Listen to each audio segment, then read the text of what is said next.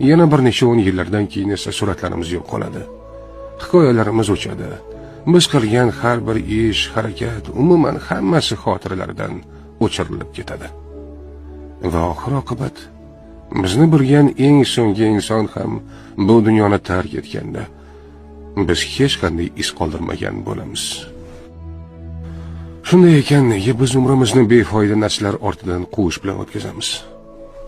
Nega biz oxir-oqibat ahamiyatsiz bo'lib qoladigan boylik, martaba, obro' uchun bunchalik harakat qilamiz?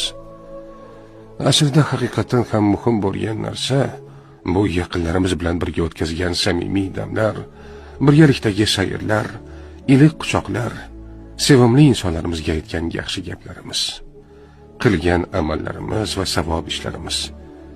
Chunki biz bu dunyoni tark etganimizdan keyin ham ular bizga hamroh bo'ladi. Mol-mulk